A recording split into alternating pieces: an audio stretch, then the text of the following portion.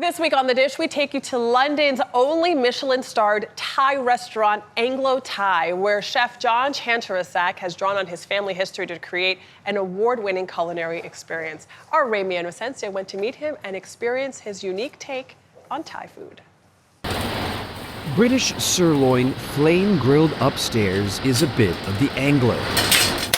Coconuts cracked downstairs for a creamy curry sauce is a bit of the Thai. Bridging both worlds is half-British, half-Thai chef John Chandrasak, founder of newly Michelin-starred Anglo Thai. This is you. In a nutshell, if you took a little scraping of my brain and disseminated it onto plates of food, then you're probably getting quite close to where my thinking is at. Every dish is melded elegance, trialed over time, detailing the freshest produce picked from across the British Isles. Chandrasak credits his father, Don, who moved from Bangkok to the UK at a young age for his own work ethic. Probably couldn't speak the language at first, so very much got his head down and got on with things. His mother, Lisa, and her family had a bakery in Cornwall on England's southwest coast. They had like Cornish pasties, Of course, pasties, scones, that kind of thing. Growing up in a sleepy village with just one music shop, Chandrasak had his first dream. When I first moved to London with those guys, the dream was to become an international rock star. He and his bandmates almost signed with a record label, but while touring across America, a second dream while meeting a chef in Austin, Texas took shape. He dropped me a copy of Anthony Bourdain's Kitchen Confidential and said to me, I think you should read this, and if you enjoy it, there might be something in there for you. He saw something in you. Exactly. Tony Bourdain says is if you get to the end of this book and you're still enchanted by the pirate life of a chef despite all the workload, then maybe there's something in that for you. And there was. And he flew to Cordon Bleu in Bangkok, worked under the chef who won the world's first Michelin star for a Thai restaurant, David Thompson, then back in London, and through a decade of planning and pop-ups, finally opened Anglo Thai in November with his wife Desiree. Where do we begin? And we start our tasting inspired by a royal Thai snack. A dish called mahor. Mahor. Which in Thai means galloping horses, which gives you absolutely no clue into what you're eating. Yeah, there's nothing here making me think of a horse. Just pick Just up by hand? and then Okay. and then a single bite if you can. There we go. Thank you. This is a one-bite kickstart of crunchy British kohlrabi, sweet candied beetroot, and earthy rapeseed all oil. these textures. The reason you eat it first is it's meant to invigorate your palate with sort of sweet, spicy, savory, nutty, fresh. Taste buds activated, a luxurious crab caviar creation is next, bedded on a coconut ash cracker.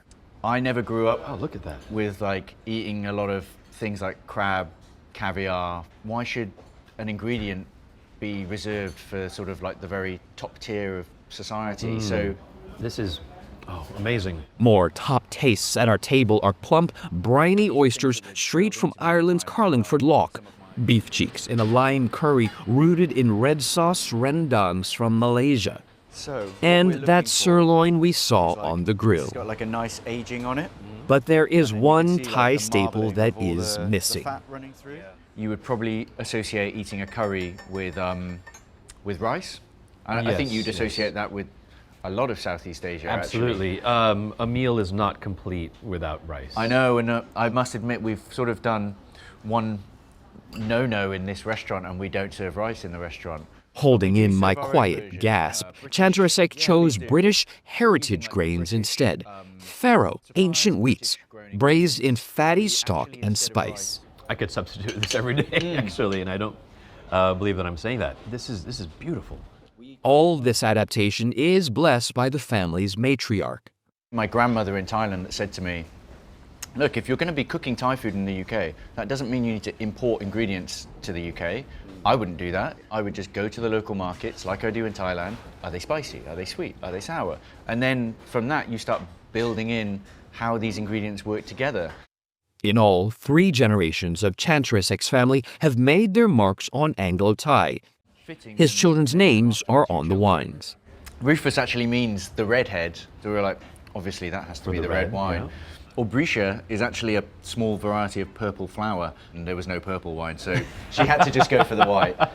But she got the award-winning restaurant's purple facade, where Chandrasek has finally achieved that rock star status he wanted all along, but with Michelin-starred cuisine. His sacrifices, he says, have been worth it. There's hard years where you don't go on holidays, you don't see friends, you don't see family, you push yourself to work all the hours you can. But for me, the goal was always to get this restaurant open. The Michelin star is almost like the icing on the cake. Bringing the best of both his worlds to the table. For CBS Saturday Morning, I'm Ramy Inocencio in London.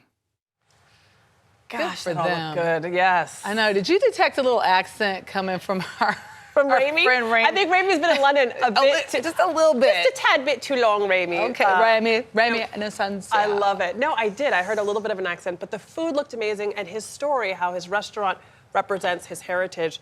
We got the fig Negroni that they make at this restaurant. Cheers. Cheers. Boo. How dare I not drink and give you a cheers? Oh, that's good. Wow, powerful. Marcy Waldman just mixed it a little, put some like punch That is in there. good. I'll need a to-go cup. Today on The Dish, a return to London in chef Santiago Lastra. We first introduced you to Lastra 2 years ago, creating Mexican food without traditional ingredients at his fine dining Michelin-starred restaurant, Cole. Its recognition earned accolades for Lastra, and Cole is now listed among the world's 50 best. But Lastra isn't resting on his laurels. His follow-up, Fonda, opened last year, a chance for Lastra to bring the traditional foods and flavors of his homeland across the pond. It's a piece of Mexico tucked away off Regent Street in London's West End. Your main course. Everyday customs, tastes, and flavors Quesadilla tray. created by chef Santiago Lastra in the aptly named restaurant, Fonda. The name Fonda, what does that mean? So fonda means an eatery. In Mexico, if you're really good at cooking, your family will be like, we have to open a fonda. You have to share. Yeah. You have to share with the world your talent. And what people do is they open their garage door and they cook the food that they are famous for. Lastra's Fonda, meticulously designed. The colors, textures on the walls, even a pink sloth made of dried agave fibers, all intended to transport diners to his native home. Lastra grew up one of 2 kids in Cuernavaca, Mexico. I think my memories starts being with my brother. His brother, Eduardo, his biggest ally from the start. When I started cooking when I was 14, he was 11. If I run out of eggs, he will go with his flip-flops and he will to the shop, and then he will bring the eggs and just in the middle of the night. It's been a whole journey of so many years, and this concept, it really comes from a collaboration. He's been working on Fonda, the color palette, the design, all these little details. Giving Big Brother Santiago the ability to focus on the foods of his second London-based Mexican restaurant. The first, Cole, Michelin-starred fine dining. Fonda's cuisine is traditional and accessible, So that's 4 costras here. but as I quickly found, as tantalizing as the stories behind it. So costra is something that you will have after hours in Mexico, in taquerias. So after you went to the club, you did a little bit of dancing, and then it's like 2 or 3, a little drinking, and then 2 or 3 in the morning, or 4, or depends on when your night is kind of fading away. Yeah. You go and get some costras. This is ribeye, and you just put a little bit of oil in it and salt. Fonda's version, not just the traditional steak and cheese, Nice, beautiful. but a ribeye aged for 35 days, Am I flipping this? cooked in caramelizing manchego. Oh, that's right. And then- yeah, exactly. Yeah. Ah! Yes. Cheers. Cheers.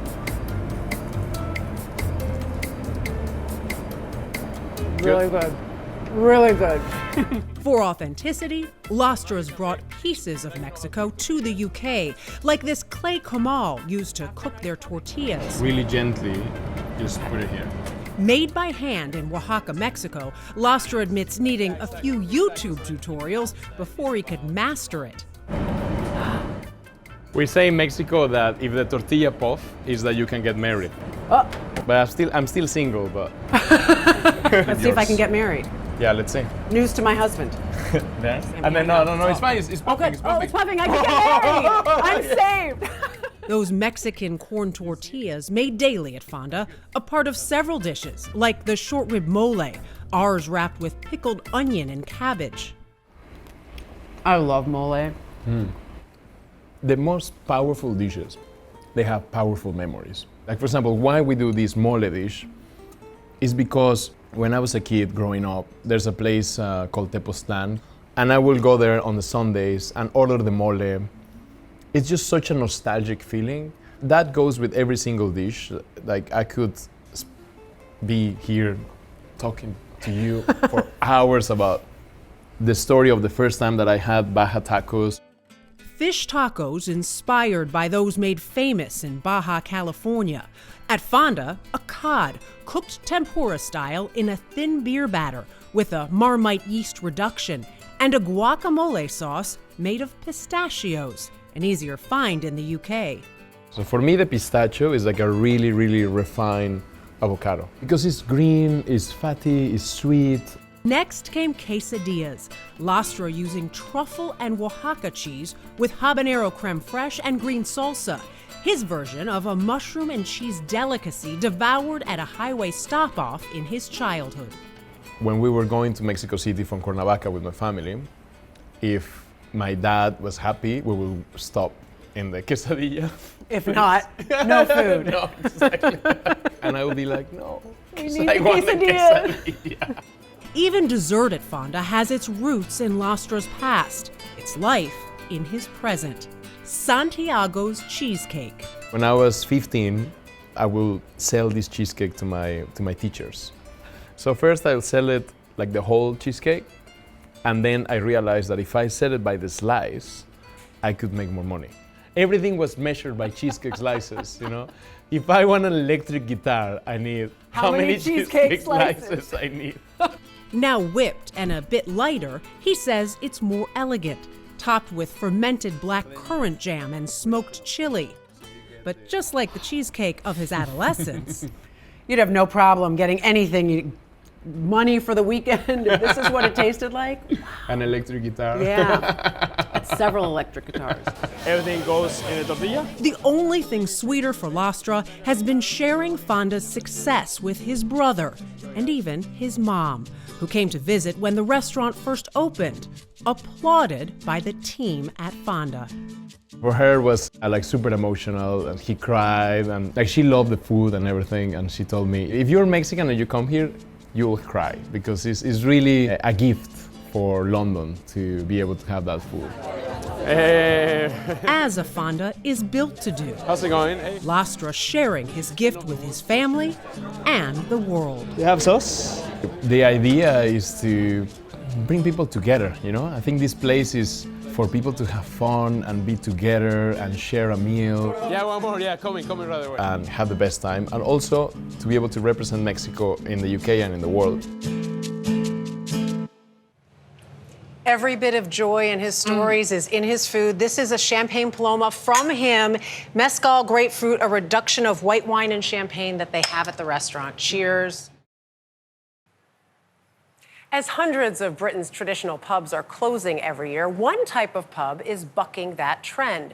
They're known as desi pubs and serve South Asian food alongside their pints, offering a taste of home that's enticing locals back to the bar. This week on The Dish, Imtiaz Tayyab takes us to two of London's favorites. It's game day at West London's Scotsman pub. And while the pints of lager may be flowing, for most punters, as they're known, it's not just the football or soccer that's brought them here, it's also the food. This is definitely not your traditional English pub fare. And that's the point, because this is what's known as a desi pub, says the Scotsman Sim Mahal. Why is the grill such an important part of a desi pub feast? Bro, it just goes down with a pint. With a pint of beer. Yeah. Once you try it, you'll know. Desi is an ancient Sanskrit word that means homeland. And a Desi pub is a pub that's run by South Asians serving South Asian food. These successful social hubs first emerged in the 1960s, a time of deep racial segregation across Britain, when immigrants faced color bars from many social spaces, including pubs. Racism so acute, it eventually triggered race riots, and even saw Malcolm X travel to the UK in 1965 to witness the racial segregation himself.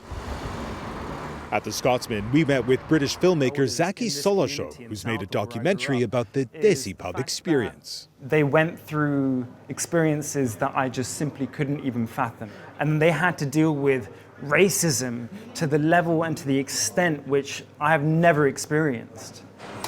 Racism that Shinda Mahal, who immigrated from India decades ago and is now the owner of The Scotsman, experienced himself. Even they can put in the sign outside in the door, dog and Asian not allowed. No dogs, no Asians. No Asian. Which means people like you. Basically, yeah. I'm more proud because that same pub we running. You're running it. Everyone to welcome. Mahal runs his Desi pub, one of hundreds now across Britain, along with his son Sim.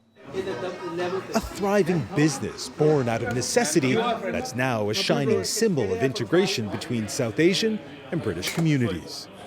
You've been able to create something where somebody who looks like you, and me, frankly, can sit here and have a meal that tastes like home and have a drink. But I'm not gonna lie, but it is a proud moment. It does make us happy and stuff. Across Britain, classic English pubs are shutting down because they don't have the clientele. Yeah, a lot of them. But Desi pubs are doing really well. Why do you think that is? It's the food. It's the food. It's the food. Do you think so? Yeah, 100%. The food at The Scotsman is tasty, and the portions are generous, including the lamb tava, slow cooked in a griddle pan with ginger, garlic, chili, and peppers. There's also the chicken lollipop, fried winglets coated in a spicy batter made of red chili and turmeric. And then there's the signature mixed grill, featuring chicken, lamb chops, and fish. Oh, wow. Served with a massive garlic naan. I want to try this fish. Is it tandoori spice? Yeah, it's the tandoori spice, yeah. It's really beautiful. Yeah. Why do you think people want to have grilled meat when they're drinking pints? Less cholesterol. Thank you, sir. Drinking to one's health remains a popular pastime in Britain's pubs. And it's no different at London's Gladstone Arms. I'm a bit nervous. Where Indian-born Megha Khanna, the owner and landlady of the pub, Perfect. put our pint-pulling skills to the test. That is like the worst pint I've ever seen in my life. With live music events and 13 craft beers on tap, Cheers. the Gladstone Arms, or Glad as it's known, is a decidedly modern take on the Desi pub. Looks amazing. Serving dishes like avocado papri chaat. One go. Yeah, All right. that's the way to do it. Just like a shot. Yeah, like a shot, exactly, A exactly. unique twist on the popular Indian street food snack. Oh my gosh. Keema pao, slow-cooked minced lamb served on a toasted buttered bun. Cheers. Cheers. Enjoy. Oh, wow. And a Desi take on the classic savory English pie. It smells amazing. Yeah. This one filled with chicken tikka masala. It's so comforting. Absolutely, it's comfort food at the end of the day, yeah. A fusion of flavors and cultures that dazzles the taste buds. Why do you think food is such an integral part of what makes a Desi pub? The memories when you have a bite of food, it'll just take you back home. And if it's good enough, it'll remind you of your mother who's sitting at home in India. You know, it's about those memories that come back to life. A sense of home and community, Akwasi Brenya-Mensa says, is needed now more than ever. There was a clear need for Desi pubs 10, 20, 30 years ago. Do we need them today? Do you like good food? I do. Do you like a pint? Sometimes. Do you like community? I do. We need them. For CBS Saturday Morning, in Time, London. said that perfectly. And we fortunately we have chicken vindaloo, we've got veggie samosas, some naan. It is so good. And of course, a pint. A pint, boo. Because we couldn't go visit in London. I didn't realize that those pubs existed. And I love how they made a way out of no way. It is just beautiful. And yeah, who doesn't need the food, the pint, and the community? It's perfect. Perfect. Today on The Dish, it's a food tradition that the British have enjoyed for centuries, the traditional Sunday roast. To learn more about what makes a perfect version and why it's so much more than just a meal, Holly Williams met Chef Tom Kerridge, owner of the world's only 2 Michelin-starred pub, and found out about how it's changing.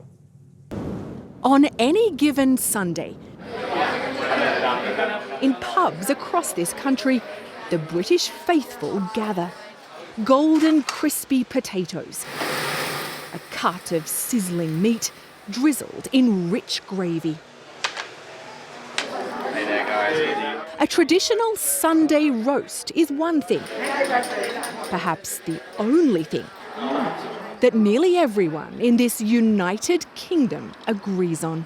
It's a staple. You have to have a Sunday British roast. That's what you do on a Sunday. Yeah. Yeah.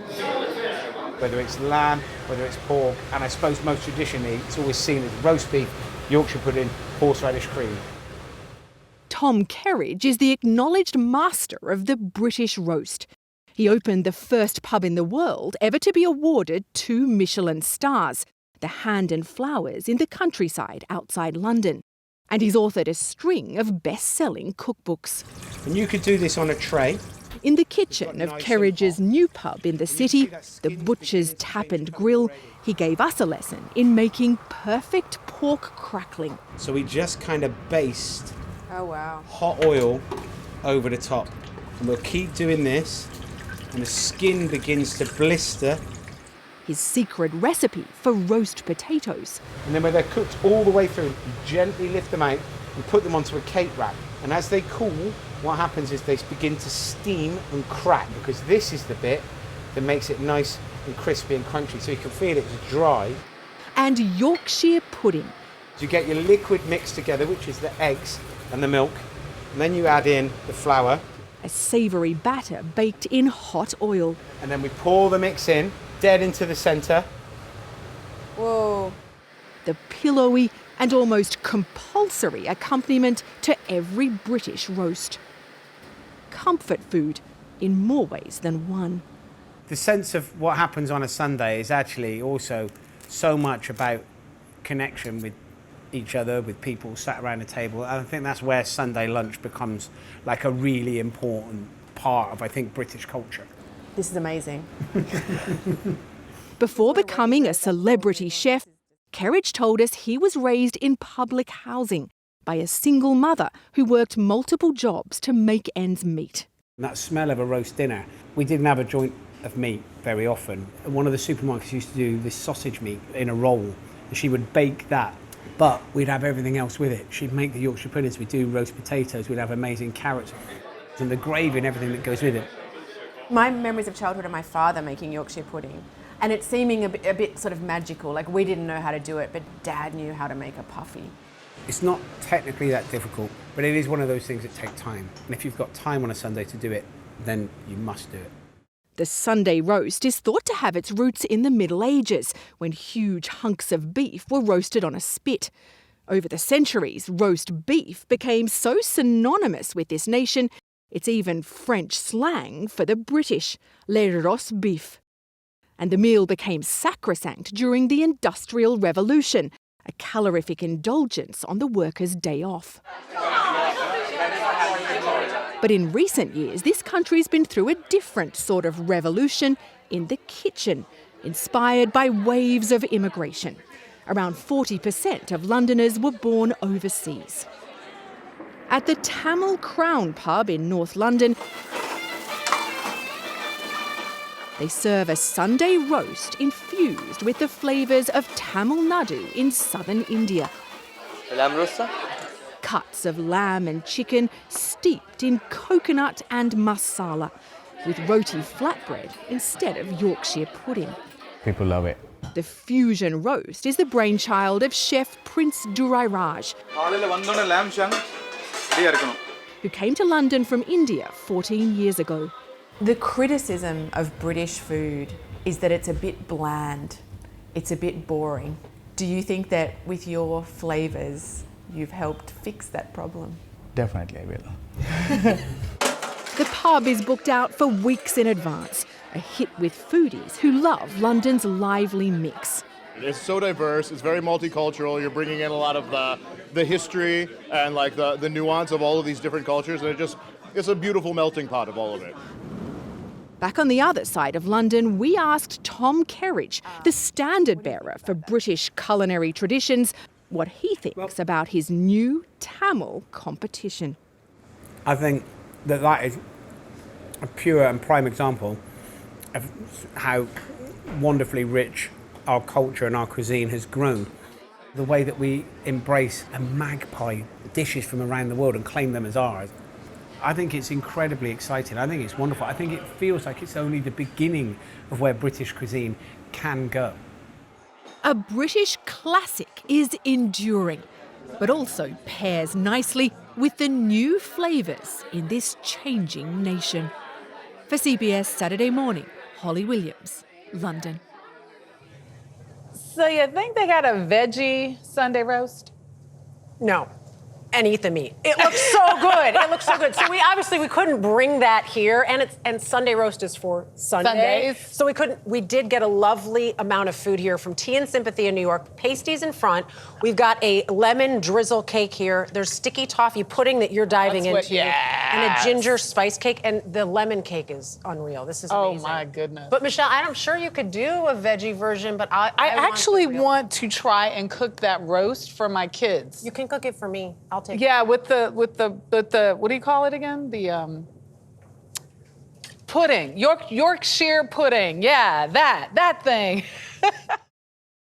Today on The Dish, we head to London's Carousel, where somehow there are never too many cooks in the kitchen. Founders Ed and Ali Templeton and their kitchen staff are the constants at Carousel, while the chefs change weekly, covering more than 24 cuisines along with countless countries and tastes. Each chef spends their week serving up a single-seating tasting menu, an intimate and unique experience that never gets old. In fact, it's left diners craving more. We stopped by Carousel on a swing through London recently to get a taste.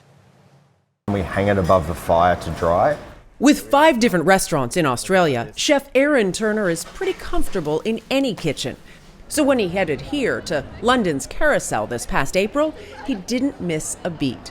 So it's a roast chicken skin, because that's the best part of a chicken, with a smoked cod's roe, taramasalada on top. Really good. It's got everything there. And it is the best part of the chicken. For just 5 days, Turner sharing his favorites from his restaurant Igni with London diners as the chef in residence for Carousel. The concept of a new chef each week may leave the mind spinning, but the stomach's more than satisfied. This is fantastic. With your mouth full, is it fun to see people eat your food for the first time? It really is, but it never loses that sense of nervousness and am I doing a good job? Right. But, it's really nice actually to think that I can come over to the other side of the world and have a full room for 5 nights. It's crazy. That's kind of cool. Turner and more than 300 chefs to date have called Carousel home. The restaurant, the family business for Ed and Ali Templeton, half-brothers who say they were destined to work together. So our dad was an identical twin. Okay. And him and his brother and another brother were in business together. Okay. So we kind of grew up in a family business environment, and we actually set up Carousel with our 2 cousins, Anna and Will, who were the son and daughter of the other twin. The idea for the restaurant sparked a decade ago. We were all together on holiday, and we were driving back from France with our Uncle Pete. I think all of us separately were kind of complaining about our jobs at the time, saying we needed to do something else, and we were miserable. Then came the suggestion that they all work together. The group quickly embraced the idea of a pop-up style eatery, with each in the quartet holding a different skill set. How's the pasta been going down? Ed brought experience in business and marketing. Ali, a culinary base, a young chef still in training. So I'm like, okay, I'm not really ready to open and cook my own food. And we'd done some collaborations, like events, like in a pop-up form with chefs around London. And we kind of just like took that idea and grew it into, let's just start rotating chefs. We're like, okay, we'll make it like a collaboration. I don't think at the time we kind of considered like 10 years later, you 10 years still later. have a rotating. Yeah, it's a lot more like, it's a lot slicker now. And while getting chefs now is no problem, at the start, it was one of the biggest obstacles. Like I remember emailing a restaurant in Stockholm and they thought it was like spam. They thought it was some sort of scam. Like, come to London. Oh my God, yeah. Well, please come and you'll cook. Yeah, but again, 10 years down the line, we definitely got a bit of a reputation and people at least know who we are, like internationally. So it becomes a lot easier to like make these collaborations happen. They say return visits are common, desired by both chefs and diners.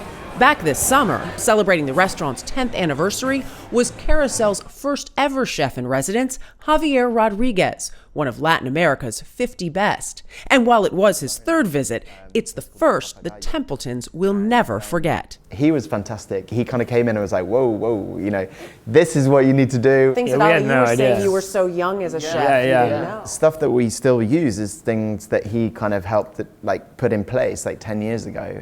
Each chef leaving a bit of themselves after taking a spin at Carousel, including the likes of Michelin-starred chefs Jeremy Chan, Tom Brown, and Nicholas Ekstedt. Which brings us back to Chef Aaron Turner. His visit, we learned, about 5 years in the making. Ali said that he courted you for a little bit to come here. Yeah, it was. It was happening, then it didn't happen, and then there was babies, and then there was, new restaurants. Right. No staff. Yeah, so it had been a while. I'm glad it happened. I'll leave it to you, just have a taste and see what you think. As was I, enjoying every bite Turner offered, like this oyster leaf. That's kind of crazy. It's a lot of fun, huh? Yeah. And a rye crumpet with emulsified honey butter. There's a little bit of cultured cream on there just to round out all the fattiness. I'm not putting any of it down. This is so good. Normally locally sourced in Australia, adjusting his menu was part of the challenge for Turner, but not the biggest. The most challenging part when you go into any kitchen that isn't your own is finding where everything is. That's like home chefs too, by the way. It just slows you down infinitely. Yeah. But Turner didn't really seem to mind. Have you been enjoying this process here this week? I have, yeah. Save the jet lag. And like I said, it's really nice to come over and people wanting to see what we do. And bring it to people that might never get a chance. Yeah, to go we've to had Australia. actually a few guests that said either my sister or my brother-in-law lives in Geelong, or they've been to Igny quite a few times. They're from Melbourne, we've never been able to, so we've come. So it's really nice, it's a nice global community. Just so it has more of this melt in your mouth texture. That sense of community felt from the dining room to the kitchen. All a part of the growth the Templetons see as an intrinsic part of Carousel. There's this kind of this push and pull of just we're learning from people all the time, but they're learning from us, and that's quite a nice crossover. I feel like you guys have given a whole new meaning to the family business somehow. Are you still having fun working together? Yeah. There are stressful moments, obviously. Of course. But I think, it's kind of cool to see what it's become. And I think the guests who come here, they might not have heard of the chef. They might have never eaten that type of food before, but they're like, cool, I'm coming. And I think it's a really kind of privileged opportunity to kind of connect, those people and the chefs and the creators that we're working with. And I don't know, it keeps it fresh and exciting. And it's very fun. It's really amazing to see how they have grown in this 10-year span. I don't know if you could tell from the awning, they also have Carousel Wine Bar, which is the front of the house, that serves all day. Ali looks over that kitchen as well as helping out the other chefs. And some of the chefs are even doing 2-week stints as well instead of just one, but never longer than that, so you never really know. You got to get your tickets in advance. It's a really cool concept. I just love the idea that this is all family working together. It keeps that unit together and something they all seem to love. This morning on The Dish, we take you across the pond to meet the acclaimed British chef Luke Farrell, who has made his name cooking authentic Thai food in London. Farrell takes Remy and Asensio on a culinary journey from the streets of London to the English countryside to celebrate the flavors of Thailand. The heat is on and on and on in the tight kitchen of Eatery Speedboat Bar.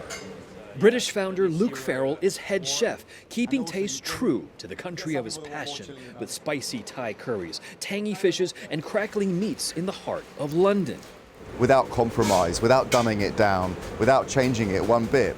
Farrell's passion for authentic perfection comes from living in Thailand for nearly 2 decades. I've got an addiction to chili just like any other Thai person. He also speaks Thai and still spends much of each year in the kingdom. And then with a fried egg. Have you had any criticism by some people saying, oh, a guy, Luke Farrell, a foreigner in Thailand, making Thai food? It's not my Farang food or my idea of Thai food. It's about copying, basically, the food of Thailand. I'm not ashamed to say that. And imitation is the best form of flattery. Exactly. Right? With the soul of a Thai restaurant in Bangkok's Chinatown, Speedboat Bar whisks its passengers off on a mouth-watering and for some eye-watering adventure. I'd like to build up people's tolerance to chili too. And Farrell's quick to credit his team, several from Thailand, to make sure each dish is on point and on fire. A lot of my Thai chefs will say, hey Luke, that's not quite right. You know, this isn't how we would do it in Thailand. Oh, stop everything, let's start again. Kona from northern Thailand is one of them. When you moved here 8 years ago, did you think, oh, goodbye Thailand, goodbye good Thai food? Yeah. You thought that? But when I work in speedboats, I feel like I'm Thai. I feel like I'm home now, like this. Yeah. Greenhouses and vegetable garden as well. Home for Luke Farrell when he's in England is here, his family's countryside estate about 100 miles west of London, in butterfly-filled greenhouses where he grows a truly impressive array of Thai produce normally found in the tropics. With Britain's chill, it's probably one of a kind in the country. So this is makrut lime leaf. It's used in soups, especially like tom yum, and it's got this wonderful citrus. I can flavor. already smell it from here. Yeah. I'm getting a head rush. Yeah. This is cha om. It doesn't smell amazing when it's raw like that. It's one of those things. See what you think. I'm not sure. Let's have a sniff. Oh God. Yeah. It smells like sulfur. Yeah, it's very sulfurous. I'm sure it's amazing once it's cooked.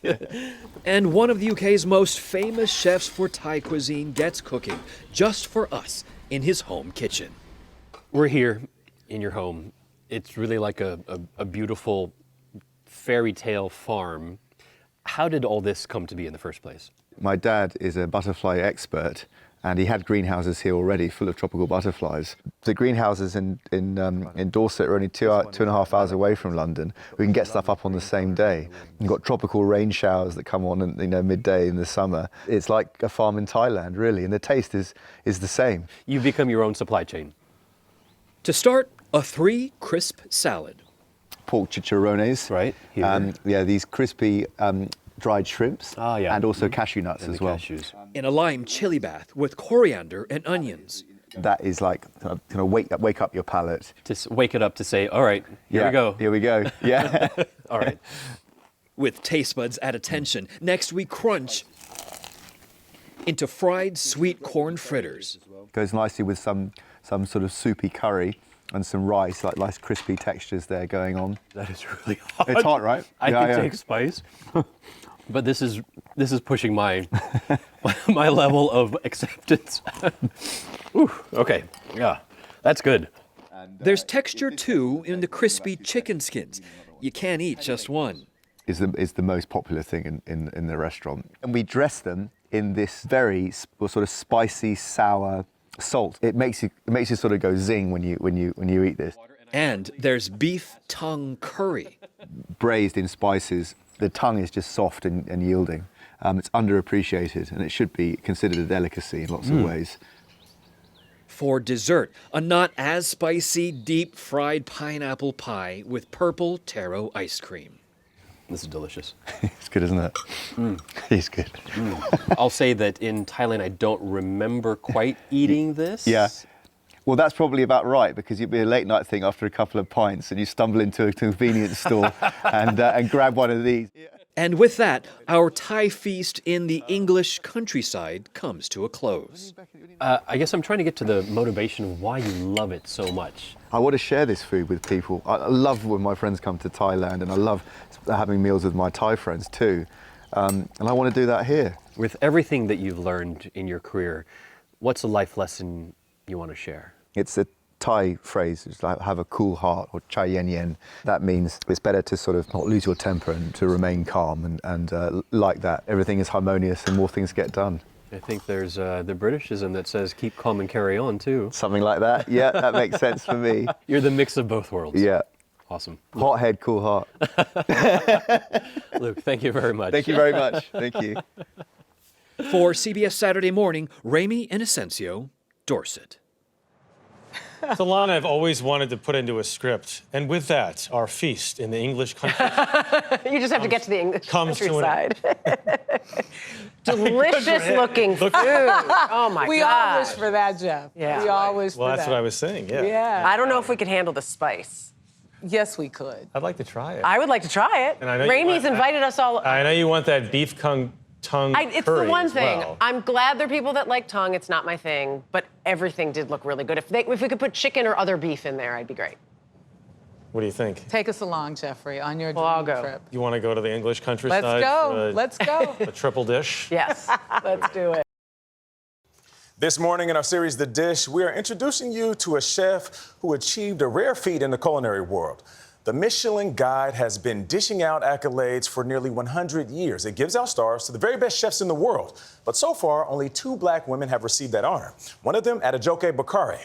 Remy Inocencio recently met with Bakare at a London restaurant to get a taste of her modern West African cuisine. Why do you think it took so long to get to you?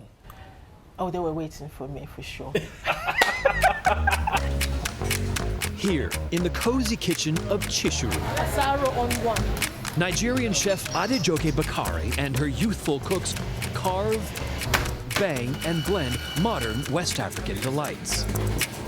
West African food is very bold. In some instances, it's quite fiery, like the people. Like you? I don't think so. I think I'm very subdued. Joke, as her friends call her, is very humble. Her dishes, made with rice and chickpeas, stand out, representing different regions of West Africa and the different tribes of her mother and father. It's got funk.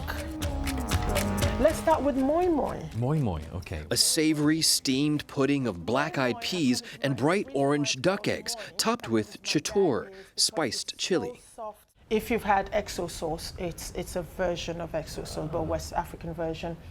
All right, well, moi moi. Oh, there's a bit of a burn that's rising too. It's nice. We don't dull it at all. The food that you make is also very much a reflection of your family. Food is not just sustenance for us. It can be a form of worship. It can be a form of care. If we say we love you, we don't verbalize it. We verbalize it, we show you through our food. Cooking for friends propelled her to a big break, a 3-month pop-up. Foodies raved. Oh, I love plantain. Influencers fell into rapture. I cannot wait to try it. Mere months after opening a standalone restaurant in the heart of London, she won the coveted Michelin star. Punchy West African cooking. Adejoké Bakare. It's validation that West African food can be on the same class on the culinary stage as French food. I am half Filipino as well. The Filipino cuisine is very hearty. However, it's not seen as something that's very elevated. What do you say to other chefs? What do you say to them to inspire them to say, hey, break that mindset? Firstly, let's not use the word elevated, because then we are feeding into that trope of ethnic food being not. Yeah. We've kept the heart of everything, just make it restaurant style. People will come, for sure. The name of your restaurant? Chishuru. And what does it mean? It means like the silence that descends when you're eating. You don't talk, you just want to be in that moment. And more people new to West African food are finding that moment, that chishiru. Does it surprise you that you're the UK's first black female Michelin chef? It does, and it's a bit sad. It does, yeah. Yeah, why is it sad? Black women have been cooking for a while in kitchens, and recognition hasn't been given to them yet. So I'm just so happy that this has happened, because people can go, okay, and representation matters. If you see you being represented, you can be, yes, I can go there, I can get there. Someone believed in you. Yes. That opened the door. Yes. You walked through. Oh, yeah. And that led more people to believe in you. Yes. And now you're famous. Basically, right? I don't know about being famous, but hey. For CBS Mornings, Remy Inocencio, London. On the dish today, we take you to the celebrated London restaurant of Ravinder Bhogal.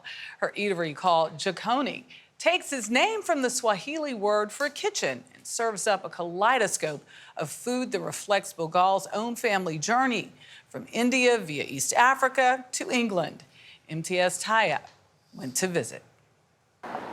Jikoni is one of the most exciting, innovative, and down-to-earth eateries in London's eclectic Marylebone area.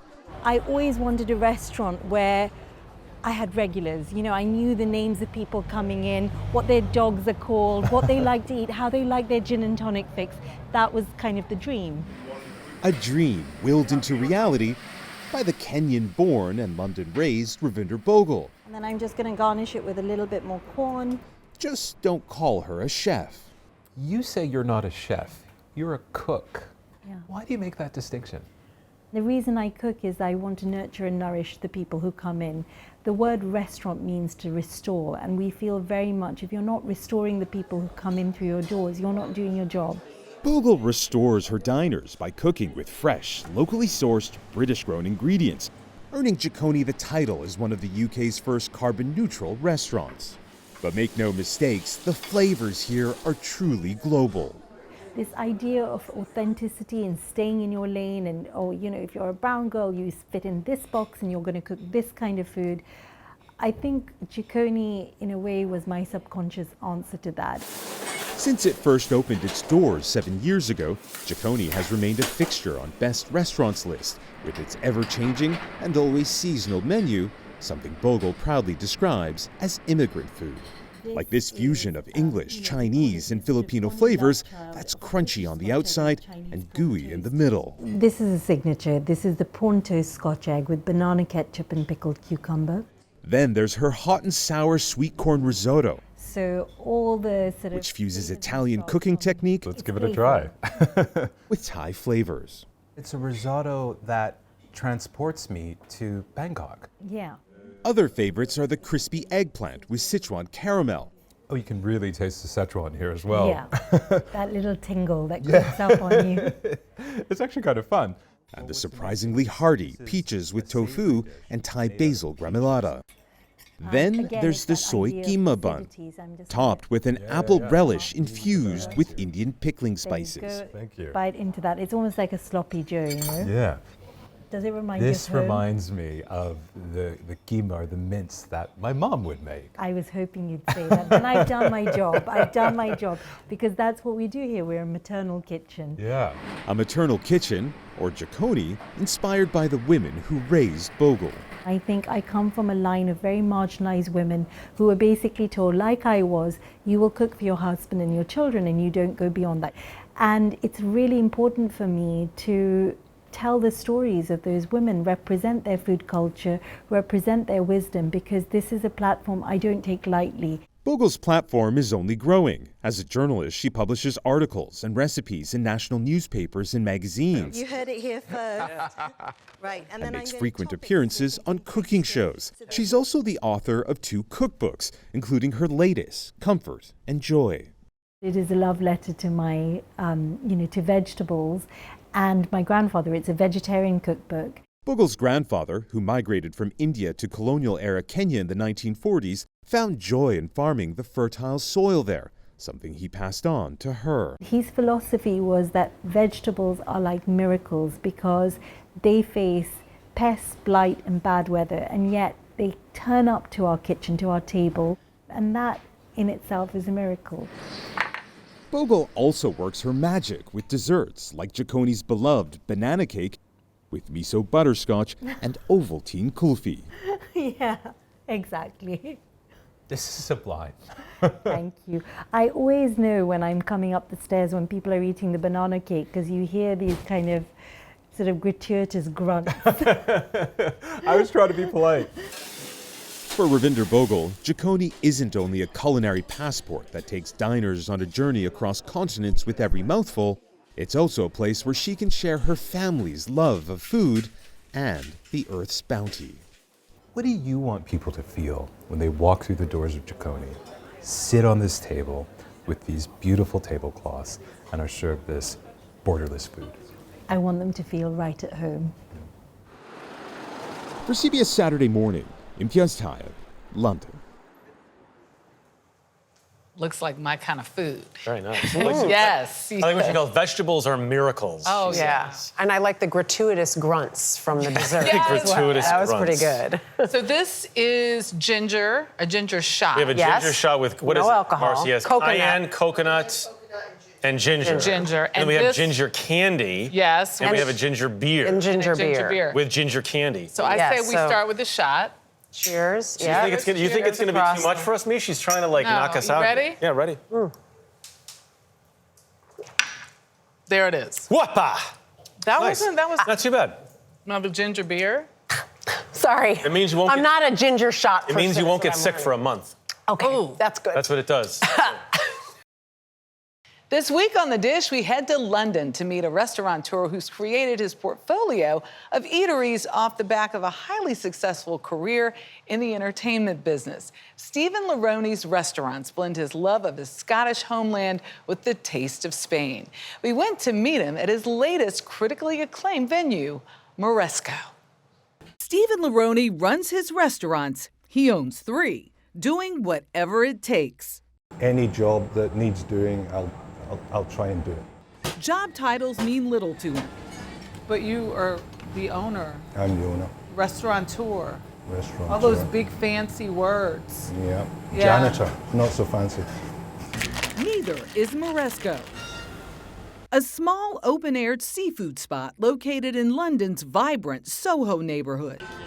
I really love the concept that you're sitting here in a bar, you either are looking at the kitchen or you're looking out at the street. Yeah, I tell you, at night when it's a warm evening and the windows are all open, it's Oh, nice. Yeah, yeah. Oh, that's so it's nice. beautiful. And people walk by and steal your mobile phone. It's great. They do not. We're in London. They don't do that here. Oh yeah, they don't. No. This place blends Spanish heart with Scottish soul. What is it about Scottish seafood that makes the food sing? Basically, it's a simple thing. It's the quality of the water. The water's deep, it's cold, and it's a perfect breeding ground for great produce. Its seafood is exported solely, no pun intended, from Scotland. Prepared exclusively by native Spaniards. I put in my soul in this place to make it work. That begins with Chef Ivan Martinel. He let me be, you know? I think he trusts me and he knows what I'm doing, and that's the most important thing for me. And then I feel like I can do whatever I want. This whole cross-cultural theme stems from Laroni's memories of childhood vacations. We used to drive from Glasgow to Spain. It would take 2 days. And I remember seeing the Mediterranean Sea for the first time. It's just like, wow. And a life-changing newspaper article on the popularity of Scottish seafood on the Iberian Peninsula. Who knew? When did I you didn't know discover that. this? I was working on the second Hansen record. Yep, that Hansen. Laroni used to work in California in the music business, a lifelong passion. I started when I was 11 as a drummer. It was the only thing I cared about then, you know, was music, playing guitar, and being in bands. He played with Altered Images, where he met his wife of now 40 years, Claire Grogan, and later moved behind the scenes, producing the likes of the aforementioned Hanson and John Bon Jovi on his second solo album. But by the early 2000s, Lerone saw that times were changing. The music business is so hard and became almost impossible with the invention of the MP3. He moved back to England. I think you get to a certain age where you go, what do I really like doing? Drinking wine and eating. It's my wife's favorite wine from Ribeiro. That apparently was enough, thanks to his hiring of impressive talent like Chef Pablo Rodriguez. His first success came with their partnership, Bar Esteban, where tapas was elevated to fine dining. His second, Escocesa, became an institution. Since November 2022, he's given Moresco's a whirl. And while COVID and Brexit haven't made it easy, Lerone is keeping his unique perspective. Okay, 1, 2, 3, guys. Giving us a taste of Loch Broom oysters and gazpacho. That's really good. Loch Duart salmon tartare with ajo blanco and cucumber. It's just a clean texture. And fresh, man, so fresh. A Canary Island-inspired cauliflower with cilantro-infused mojo verde. And a Catalonian empanada salad. Each dish he likes to chase not sweet at all. with his favorite palate cleanser. No matter what you're eating, sherry will make it taste better. Really? Ready for the house specialty, a Chistora fish sausage with spicy yogurt and tallow. I love it. Man, it's spicy. There's that great smoky flavor. You did a great job, guys. Fish sausage, who knew? Something Americans might find more familiar was dessert. That's a winner. It's like a not sweet, like fried donut with this incredible ice cream. Ice cream, donuts, and an unusual choice of cheesecake. That's blue cheese? Get out of here. Non-conventional himself, one gets the distinct impression Lerone's a man who's found his calling, not once, but twice in his lifetime. Is there another career that you're itching to get into? Not really. So I get to go and find new wine, new foods. So where does that take you? Well, I go around Spain a lot. I also get to go to Central America, anywhere that's Spanish speaking. I can write off as a business expense. I love how you think. You know. You and I think a lot. You got to make your life work. Gotta make your life work. I Good love advice. that philosophy. Good advice. You know, I brought us Negronis. I wanted to give you sherry, but we have no food, so sorry about that, guys. The seafood wouldn't. No need for the palate You cleanser. didn't dump some seafood in your luggage and see if it worked? Right, but no, you know, it's the perfect spot, I find, because right down the street, you have Liberty and all those other great shopping venues in Soho. A lot of fun, great venue. Look forward to going there at some cool. point.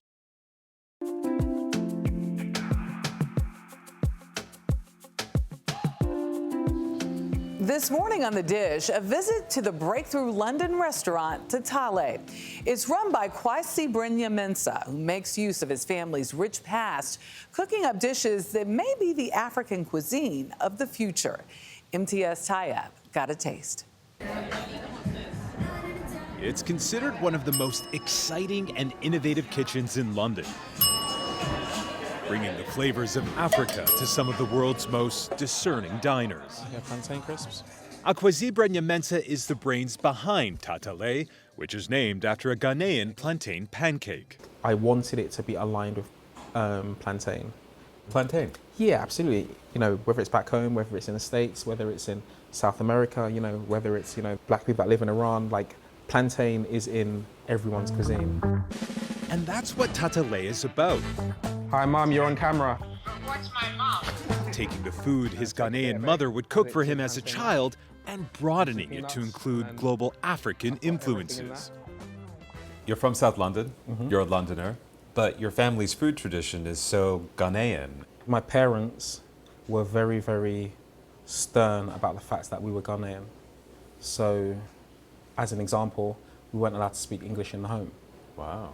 I think it's probably as I got older that I probably considered the duality to my identity. A duality that led Brenya-Mensa to a career in food. In 2015, he noticed the surge in popularity of gourmet burgers across London and started his first pop-up in his university town of Sheffield, which grew to feeding music lovers at the Glastonbury Festival. What'd you call it? It was called The Juicy Kitchen. The Juicy Kitchen. Yeah. Inspired by Notorious B.I.G. Okay. Who was on our logo, and it was all a dream. You used to read Word Up magazine. That's the one. Thank you very much. So that's where it came from. And I was always kind of like wary one day I'm going to get like a cease and desist letter or something, but you know, we weren't major, so it never came. But Tatalay is major, winning rave reviews for its painstakingly precise menu that's nearly all vegan. Like the black-eyed bean hummus with red palm oil and dukkha, inspired by a trip to Tel Aviv. One thing that stuck out to me, you know, especially as a West African or as a Ghanaian, is that black-eyed beans are used extensively in a lot of our dishes. Ultimately, that's how we got to this hummus. It's really amazing. Thank and you it's very also much. really smooth as well. I would think with black-eyed beans, it maybe have a bit of grit to it. One of the tricks that I was shown was, you know, using the residue water from the beans to kind of like smooth it out. Another dish where black-eyed beans are the star is Tatalay's signature menu item. So red is again a very traditional Ghanaian dish. It is a it's called red. That's it, yeah. It's a black-eyed bean stew made with tomatoes, onions, ginger, garlic, but most notably red palm oil. Brenya-Mensa has taken out the traditional fish accompaniment and uses fermented locust bean instead. That dish to me is tied to my mum's kitchen and tied to growing up. And you know, my mum's kitchen was like the CEO's office. It's more than taste. To me, that dish is time travel, because at any point at which I have it, you know, I'm transported to being in the kitchen with my mum. So, and if you do want to transcend time, she sat in her own mum's kitchen eating the very same dish. Yeah, absolutely. And on and on and on. Exactly, yeah. Brenya-Mensa is a self-described African futurist. Alongside his own radio show, his interest in science, technology, and art informs everything he creates. One of the most transcendent items on his menu is decidedly non-vegan. The chichinga buttermilk chicken, served as chicken wings, is dusted in the Pan-African seasoning, usually served in kebabs. I've had a lot of chicken wings in my time. This is so flavorful, so punchy. The pepper is like there to remind you that, you know, this is a serious affair. It is. Look, I'm not going to be shy. I'm going to eat this to the bone. No, please, please. I wouldn't have you eat it any other way. And if you'd picked up your cutlery, I would have grabbed you. Tatalay's location is also rooted in its food ethos, nestled inside the newly relocated Africa Centre, a vital hub of political and cultural activity for London's African diaspora dating back to the 1960s. A phrase that keeps coming up is sort of Pan-African. Mm-hmm. What does that mean to you? To me, Pan-African means black. And so when I talk about it being a Pan-African concept, I'm talking about it being a black concept. So for you, Pan-African isn't just the 54 countries of the continent of Africa. It is black people everywhere. Absolutely. And you put that in your dishes. Dishes which excite as much as they inspire. Everything you've served here has been really approachable and really flavorful. Is that what you want people to feel when they come in? Yeah, absolutely. And if you are not so familiar with this cuisine or these types of ingredients and come away having enjoyed it, fantastic. Come back. And yeah, absolutely, please do. But if you are familiar or you have some experience and you try something and it ignites a memory or takes you somewhere else, then I'd be thrilled. For CBS Saturday Morning, Imtiaz Taib, London. So Imtiaz shipped over one of the several drinks. With an apple here, not a lime. Yeah, I right? expected it to be a lime. Yeah. It's made with rum, so have a taste. And I love when he just keeps talking about time travel, right? Yeah. And like how that's what food does for him in cooking and bringing it back to the kitchen of his mom. right? Yeah, well, I just, for the record, they're not black-eyed beans. They're black-eyed peas. Ooh. I'm just saying. Beef stepping in. I am stepping in, Bo. This drink, though, refreshing. It really is. This is the elderflower. The elderflower. Lemon also and apple, delicious. Yeah, thank you.